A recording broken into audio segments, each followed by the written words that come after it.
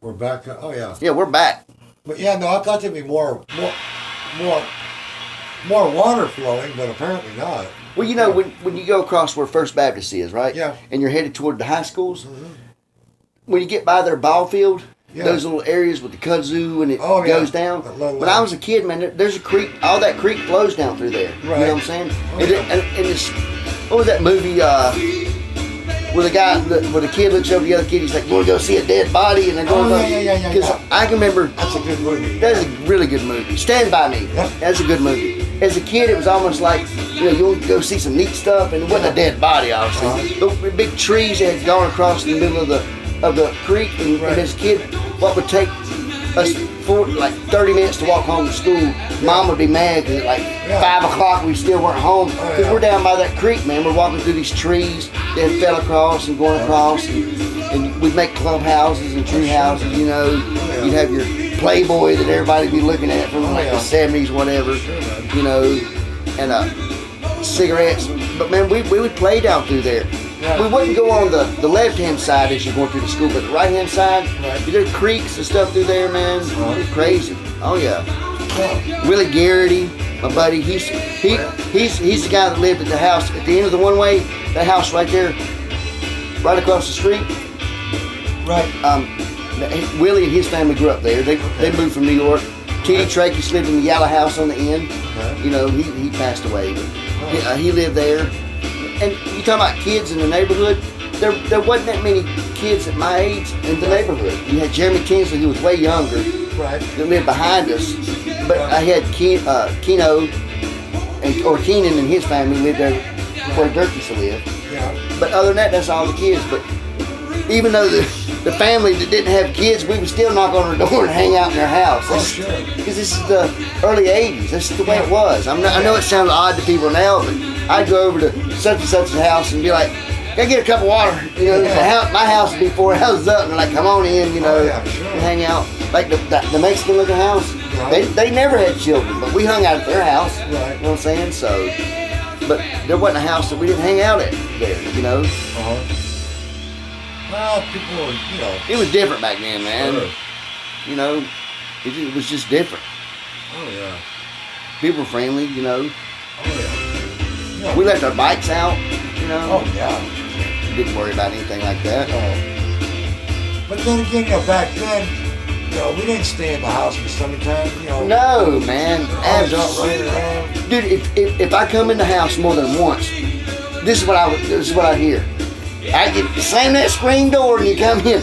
I'm locking the door. Like if people posted that now, like, you hear about the family that locked the kids out in the summertime, you know? I mean, we'd be outside about the third stage of a heat stroke, and I say, "I'm thirsty, I want to come in." There's a water spigot out. Yeah, the hose pipe, you know. You know, we didn't catch mono and all that stuff. 20 kids going through a water pipe, you know. Oh yeah. Plus, we were taught not to slam doors. Exactly, you know what I'm saying. But I'm just saying, like, going in and out, you know, it was great. Like I'd hang out at, before it was the Taj Mahal of dentistry up here on Broad Street. Yeah, the old country. And even before Cousin, when it was Gino's 1819 house, I would go in. I'd have a pack of cigarettes. I'm like 11 years old. The owner up there, you know, he's like, "Look at these kids over here. Come on over here." You know, and they'd be prepping for that night. We'd be hanging out, riding our bikes around. Behind there was bamboo, and I would cut down these humongously tall bamboo trees, and I would cut it down and drag it back down to the house for no reason. Dad would be like, "Why is there 60-foot pieces of bamboo trees out there? I'm making a cane pole. You know, you don't need but like 8 feet of that to make a cane pole. I got a whole tree down here, you know." We just did it because we're boys, you know what I'm saying? Mike had gotten a toolkit with a saw, so we're cutting them down left and right. You know, we're dragging them back like we're harvesting stuff. You know, we're like in Taiwan making scaffolding for the latest, you know, they make it out. That blows my mind. They build these state-of-the-art, billion-dollar, tallest buildings, but the scaffolding's made out of bamboo. You know, but we would, man, you know, it is what it is. I'd knock on Miss Parker's door. It'd take her 20 minutes to get to the door just to let us in for no reason, and she'd let us in, you know. You'd knock on an elderly woman's door nowadays like that. Call the police. Yeah, the police. She'd let us in, you know. We'd hang out. got the ice cream, you know. Seriously, giving us ice cream, Mamie, Milk and Maid, you know. Cookies, lemonade. Oh yeah, man. We're watching Miss Combs when she was still alive knock over another fire hydrant to come out one way, you know. Great, man. Miss Dorothy was still living. Oh yeah. Yeah. But now for a long time they didn't live there, you know what I'm saying? Yes, they rented out, you know, so. Yeah. But God, she moved back, I guess, probably 8-9 years ago. She moved back over there. Okay. So yeah, her husband passed away, so she moved back over there. Right. Yeah.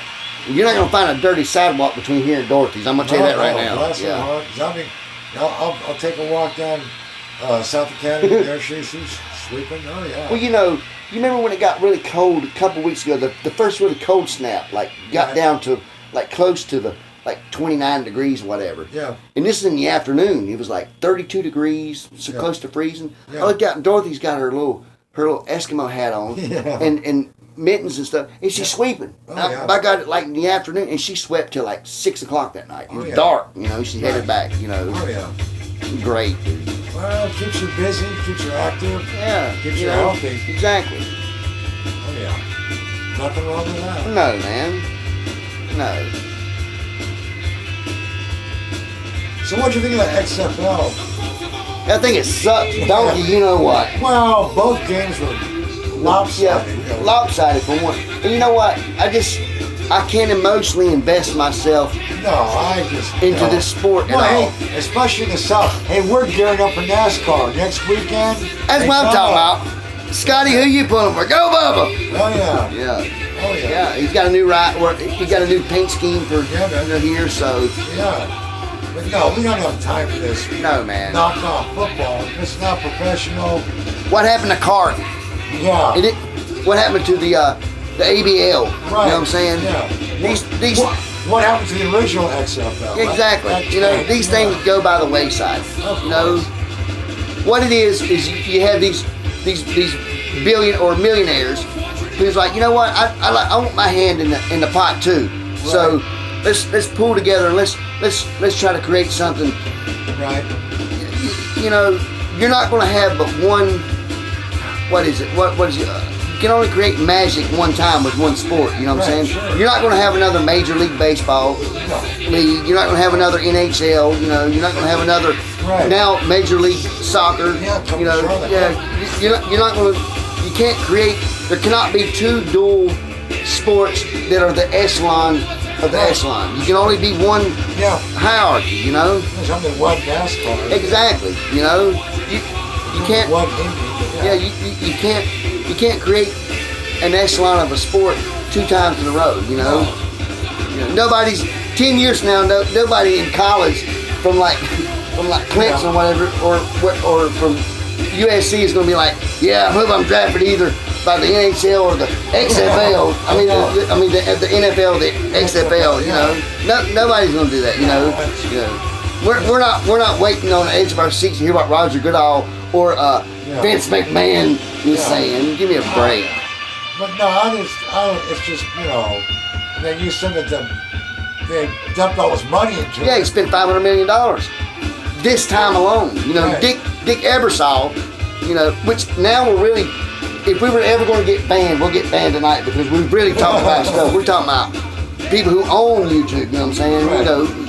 Disney and all this stuff. Yeah. But Dick Ebersol saw 30 seconds into the start of the season when he's like, welcome to the XFL, that he had made a huge effing mistake. Yeah, man. Because he even told Vince, don't, when you go out, because Vince wanted to make his speech before whatever, and he's like, man, don't make this SummerSlam. He's like, I'm not. I'm just going to make it professional. Yeah. And then he hears, welcome to the XFL. He's like, as soon as he did, he said he felt like crawling in a hole and hiding. Wasn't the fact that he lost a lot of money. Instantly he knew the money was gone. Kind of like me with Malcolm over there. Black doctor's killing me. Instantly I know I'm being suckered into something I shouldn't do, but I'm going to do it anyway. Kiss that, just to see what happens. Just kiss the money goodbye. Exactly. It's so, just, I mean, we're talking about a man who built his fortune off the back of what you would never think would make money anyway, for crying out loud. Yeah, you're right. I'm just being honest. A lot of people are going to hate what I say. I've lived with a roommate who used to say, man, how would he put it? Who's gonna be on? I forget what it's called, like Thursday night or what? Oh yeah, SmackDown. So yeah, who's on SmackDown tonight? Pardon? SmackDown. Literally, he had to tell me. I said, "Are you talking about wrestling?" Yeah. I have no clue. I have not known since I was a kid. Since Wahoo McDaniel, you know what I'm saying? Since Ric Flair strutting up in there trying to beat, Dusty Rhodes. Exactly. Dusty Rhodes looked like the grandpa you had that's 350 pounds. Somebody doing a death match for Dusty Rhodes this weekend on the, cage match. Cage match, you can't even climb in the ring, Give me a break. You got gravy on the side of your jersey or whatever. You're talking about it's going to be a death match. Give me a break. It's the same people that had Gold Dust for a while. Come on. Trump even wrestled with him for a while. Yeah. How could Trump rush and sickle somebody and win? Give me a break. Let me take a break real quick. We'll be back if we're not banned. No, I hope not.